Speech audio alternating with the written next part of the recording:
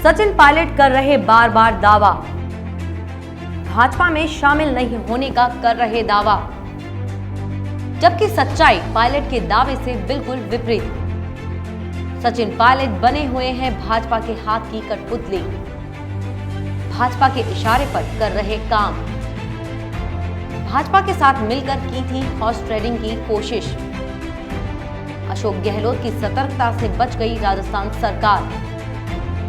सियासी पंडितों ने किया खुलासा, अमित शाह के कहने पर कर रहे सचिन पायलट काम। सुनने में ये भले ही अजीब सा लगे, सचिन पायलट अब अमित शाह से करीबियां बढ़ा रहे हैं।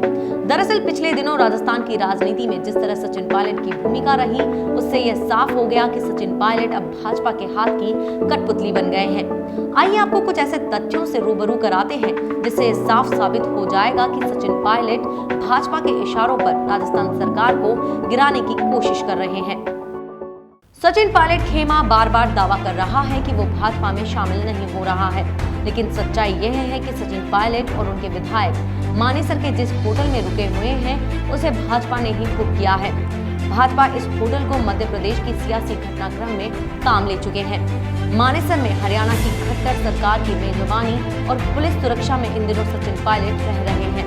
आईटीसी ग्रांट और होटल लेमन में भाजपा के कार्यकर्ता और स्थानीय पुलिस पायलट समर्थकों के साथ लगे हुए हैं। सचिन पायलट बार बार यह दावा कर रहे हैं कि वे भाजपा के संपर्क में नहीं हैं, जबकि सियासी गलियारों में यह चर्चाएं जोरों पर हैं कि हरियाणा की भाजपा शासित खट्टर सरकार सचिन पायलट का पूरा समर्थन कर रहे हैं। चर्चाएं यह भी हैं कि सचिन पायलट के खिलाफ पिछले दिनों एसओजी के द्वारा पकड़े गए आरोपियों ने अहम खुलासे किए हैं। एसओजी की पड़ताल में यह भी सामने आया है कि सचिन पायलट भाजपा के साथ मिलकर राजस्थान सरकार को गिराने की कोशिश कर रहे थे।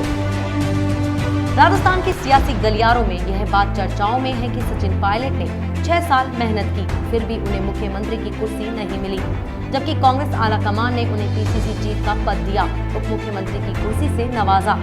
खुद मुख्यमंत्री अशोक गहलोत ने उनके हर फैसले को तवज्जो दी। कांग्रेस संगठन में सचिन पायलट को फ्री हैंड था, बावजूद इसके पायलट ने बगावत की। उन्हें मनाने के लिए प्रियंका गांधी, राहुल गांधी, अविनाश पांडे, केसी वेणुगोपाल राव सहित आला नेताओं ने उनसे संपर्क किया।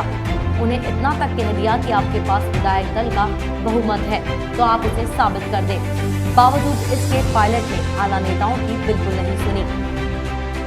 राजस्थान की सियासी गलियारों में यह भी चर्चा है कि इस पूरे मामले में पायलट की भूमिका रही वो बिल्कुल सही नहीं थी।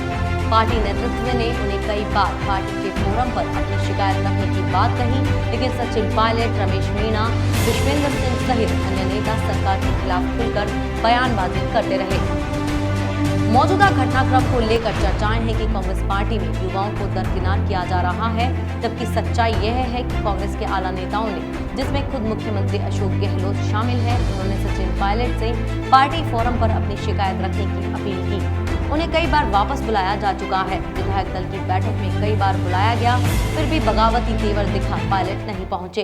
ऐसे में ये साफ है कि सचिन पायलट व्यक्तिगत हितों के चलते राजस्थान की जन कल्याणकारी सरकार को गिराने में जुटे हुए थे। इतना ही नहीं, इस काम में भाजपा उनका खुलकर समर्थन कर रही है, जबकि सचिन पायलट आलाकमान को गुमराह करने के लिए भाजपा से दूरी बनाए रखने का झूठा दावा कर रहे हैं।